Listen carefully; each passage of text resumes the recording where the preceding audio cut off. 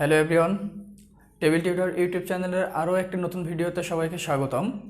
আমরা আছি লজিক ফাংশনের সরলীকরণ অংশে। আর লজিক ফাংশন সরলীকরণ অংশের আজকে আমাদের 3 নম্বর ক্লাস, অর্থাৎ তৃতীয় পর্বে আমরা এই যে ফাংশনটাকে লিখে নিয়েছি এই ফাংশনটার সমাধান করে দেখাবো। তো ফাংশনটা যারা সমাধান করা দেখতে চাও তাদেরকে আগে থেকেই বলতে চাই যে ফাংশন কিভাবে সমাধান করতে হয় তার জন্য ভিডিও আপলোড করা আছে প্রথম ভিডিওটা। তো অবশ্যই প্রথম ভিডিওতে যে কিভাবে ফাংশনটাকে আমরা সমাধান করতে পারি এই রুলগুলোকে দেখে আসবা, তাহলে ফাংশনটা কিভাবে সমাধান হচ্ছে খুব সহজে বুঝতে পারবা। এছাড়াও ফাংশনটাকে সমাধান করতে গেলে বিশেষ কিছু সূত্রের প্রয়োজন। এই সূত্রগুলো আমাদের আরও অন্য একটা ভিডিও আছে, যে ভিডিওর লিঙ্কটা অবশ্যই ডিসক্রিপশন বক্সে যুক্ত করা থাকবে।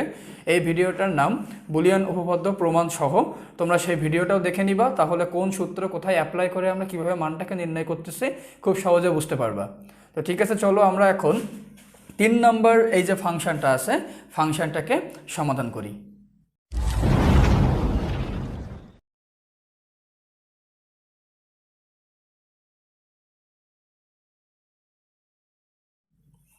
তো ফাংশনটাকে সমাধান করার ক্ষেত্রে একটা কথা বলে রাখি, আমরা কিন্তু আগের দুইটা ফাংশন সমাধান করার সময় বারবারই বলছিলাম যে প্রথমে দেখতে হবে ফাংশনের মধ্যে আমার সরাসরি সূত্র আছে কিনা।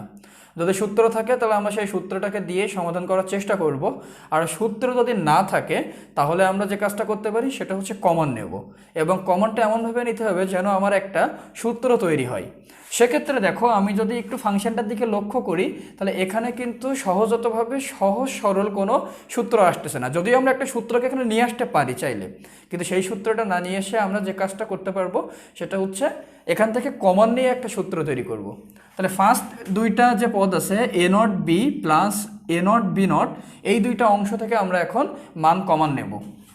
দুইটা অংশ থেকে যদি মান কমন নিতে যাই, দেখো এখানে আছে এ নট, এখানেও আছে এ নট, তাহলে দুইটা পক্ষে যেহেতু এ নট আছে আমি এই জায়গা থেকে এ নটের মানটাকে কমন নিয়ে নিতে পারি। তারপরে দেখো কি আছে, একটা জায়গায় বি আর একটা জায়গায় বি নট, তাহলে নিশ্চয়ই এই মানটা আমরা কমন নিতে পারতেছি না। তাহলে দুইটা থেকে যদি কমন নেই তাহলে ফলাফল হচ্ছে এ নট বি থেকে এ নট নিয়ে নিলে বাকি থাকতেছে বি প্লাস এ নট আর বি নট থেকে যদি আমি এ নটটাকে নিয়ে নেই তাহলে থাকতেছে বি নট প্লাস পরবর্তী অংশে যে এ বি আছে আমি এই এ বির মানটাকে এখানে স্থির রেখে দেই। এখানে দেখো আমরা একটা সূত্র পাচ্ছি, সেটা হচ্ছে বি প্লাস বি নট। আমি গতদিনের মতোই আজকেও যে কাজটা করতেছি যে এখানে পাশে সাথে সাথে আমি সূত্রগুলো লিখবো এবং সেটা অন্য কালি দিয়ে, তোমরা এই অন্য কালিটা ব্যবহার করবে না, সবসময় চেষ্টা করবো পাশের সূত্রগুলো কালো কালি দিয়ে লেখার।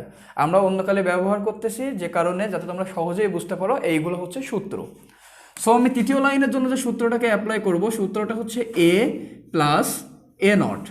তো আমরা কিন্তু জানি যে A plus A not equal to মান হচ্ছে 1 আসে, এবং এই মানটা কিভাবে 1 আসে সেটা যদি বুঝতে হয় তাহলে আমি কিন্তু আগেই বললাম অবশ্যই আমাদের যে বিশেষ ক্লাসটা ছিল সূত্রের প্রমাণ সেই ক্লাসে দেখে আসতে হবে।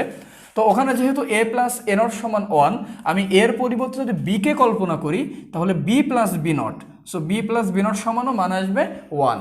তো সেই অনুযায়ী আমি পরের লাইনে যেটা লিখতে পারি A not into 1 plus A B.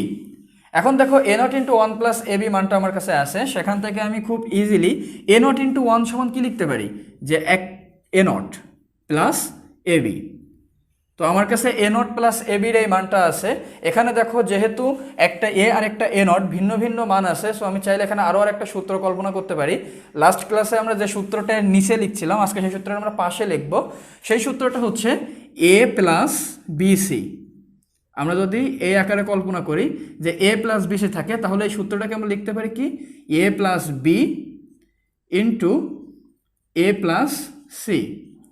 তাহলে সূত্রটা কি, যদি কোনো ম্যাথ এ প্লাস বিসি আকারে থাকে তাহলে আমরা সেখানে সূত্রটাকে লিখতে পারি এ প্লাস বি ইন্টু এ প্লাস সি।